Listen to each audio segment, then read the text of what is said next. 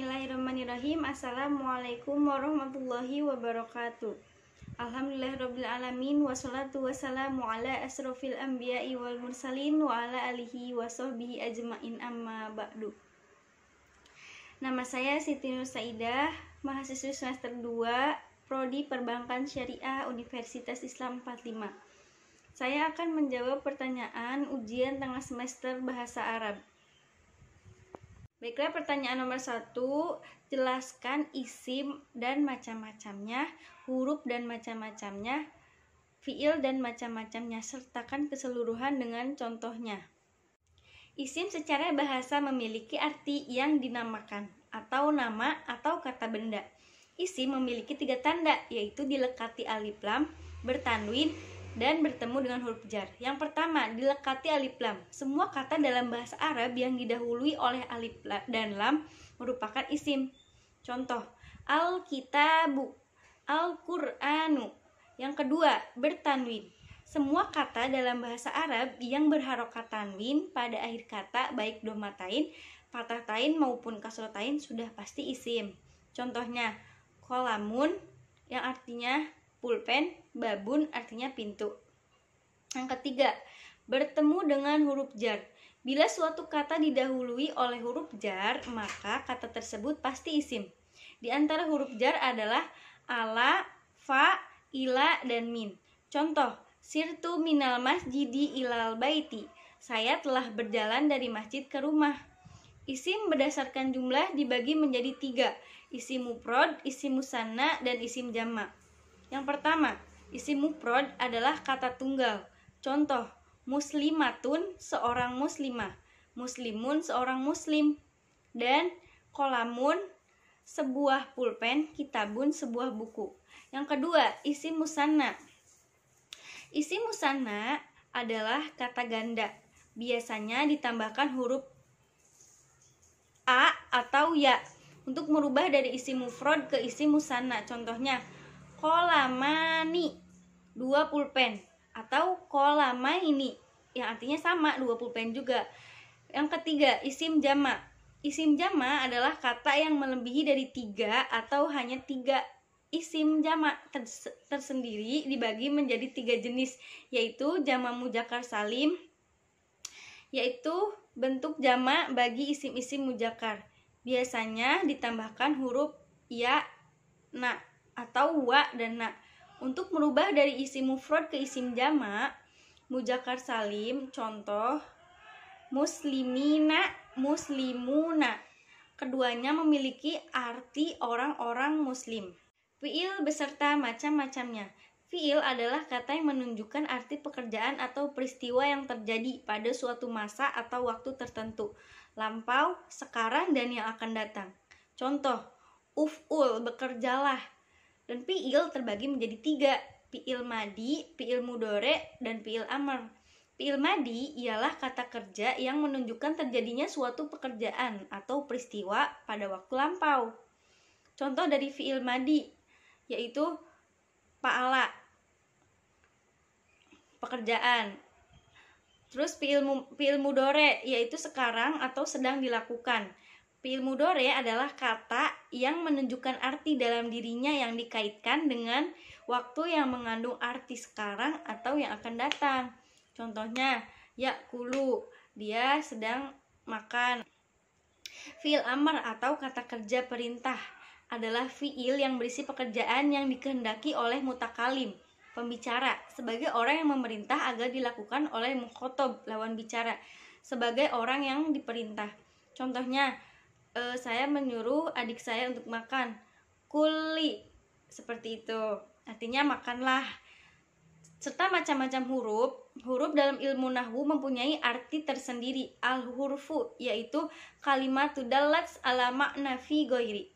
Huruf adalah kata yang menunjukkan arti jika disandingkan dengan kata lainnya.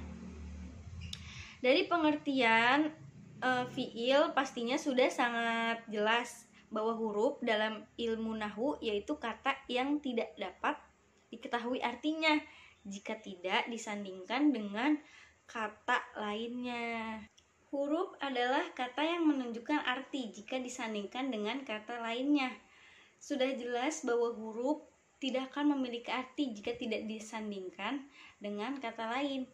Contoh dari huruf ada huruf jer dan contohnya min yang maknanya dari. Contoh di dalam Al-Quran, minallahizil ma'arij. Terus ada ila.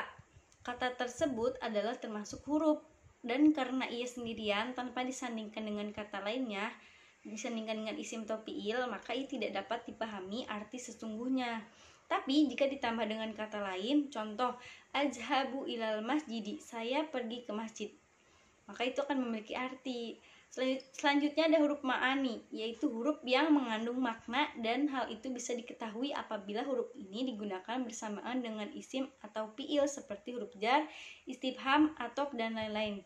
Jenis huruf inilah yang menjadi salah satu kategori dalam pembagian kata dalam bahasa Arab. Selanjutnya ada huruf mabani, yaitu huruf-huruf yang merangkai sebuah kata.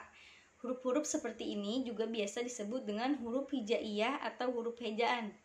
Huruf-huruf seperti ini tidak termasuk kategori kata, sehingga tidak termasuk dalam kategori pembagian kata dalam bahasa Arab. Contohnya a, ba, ta, sa, za, ha, ho, dan seterusnya. Pertanyaan yang kedua, jelaskan alamatul i'rab bagi rofa, nasab, khafad, dan jazm beserta bagian-bagiannya dan contoh-contohnya. I'rab terdiri dari 4 macam, yaitu rofa yang ditandai dengan dhammah, nasab yang ditandai dengan fathah, jar yang ditandai dengan kasroh, dan jazm yang ditandai dengan sukun. I'rab rofa, nasab, jar kecuali jazm masuk pada kalimat isim.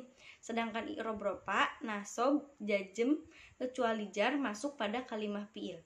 Sehingga dengan kata lain, jar merupakan tanda khusus untuk isim dan jazm tanda khusus untuk kalimat fiil. Contoh dari masing-masing i'rab yaitu rofa, contohnya madrasatun, nasab, contoh anyan suru, menolong, jar, fil madrasati, di dalam sekolah, jazm, lam yansur, tidak menolong. Adapun bagi rofa mempunyai 4 alamat, yaitu harokat dhammah, huruf alif, huruf wawu, dan huruf nun. Nasab mempunyai 5 alamat, yaitu fathah, alif, kasroh, ya, dan hazfun nun, menghilangkan huruf nun. Fathah menjadi alamat pokok, tanda asli i'rab nasab. Contoh arabtu bakron, aku telah mengenal bakar. Alif sebagai pengganti fathah, contoh arabtu ahoka, aku telah mengenal saudaraku. Kasroh sebagai pengganti fathah, contoh aku telah mengenal arabtul muallamati, aku telah mengenal guru-guru wanita.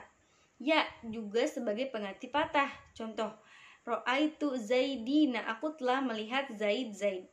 Menghilangkan huruf nun, contoh lan taf'ali, kamu seorang perempuan tidak akan dapat berbuat. Tanda i'rab jar ada 3, harokat kasroh. Yang pertama harokat kasroh, huruf ya, dan yang ketiga harokat fathah. Harokat kasroh, tanda jar dengan kasroh masuk pada isim mufrad munsorib. Contoh katabtu bikolamin, marartu bijaidin, kolami alal maktabi. Jam'a taksir munsorib, contoh aqra'u bikutubi mutanawwi'atin. Jam'a muannas salim, contoh hiya tazhab ilal masjidi bi muslimatin ukhra. Huruf ya, tanda zariyah masuk pada asmaul khamsah. Contoh azhabu ila suki bi akhika. Isim tasniyah, contoh azhabu ilal maktabati bisodikoini. Jam'a muzakkar salim, contoh adrusu fil madrasati bil mujtahidina. Harokat fathah, fathah hanya menempati 1 kalimat, yaitu pada isim ghairu munsorib, isim yang tidak bisa menerima tanwin. Contoh jahabtu ila masajida, marartu bi ahmada, hadhihi sayyaratu li aisyata. Tanda-tanda i'rab jazm ada 3. Yang pertama harokat sukun, yang kedua membuang huruf ilat, dan yang ketiga membuang nun. Harokat sukun, sukun menjadi alamat bagi i'rab jazm pada fiil mudhari yang pada bagian akhirnya tidak ada huruf ilat. Contoh, lam yaf'ul, lam taf'ul, lam yadhul. 2. Membuang huruf ilat. Membuang huruf ilat menjadi tanda bagi i'rab jazm pada fi'il mudhari' yang mu'tal akhir. Terdapat huruf ilat. Contoh, lam yahsya menjadi yahsya. Membuang nun masuk pada af'alul khamsah. Contoh, yaf'alani, yaf'alani, yaf'ulani, taf'aluna, taf'alina. Lam yaf'ul, lam taf'al, lam yaf'ulu. Pertanyaan nomor 3. Jelaskan domir beserta macam-macamnya dan sertakan contohnya masing-masing. Domir adalah kata ganti. Kata ganti atau pronomina adalah kata yang menggantikan orang atau benda untuk membuat penyampaian kalimat lebih efektif.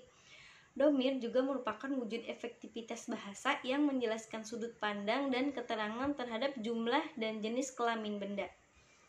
Jenis-jenis domir. Domir munfasil. Munfasil artinya terpisah, maka domir munfasil adalah domir yang mandiri.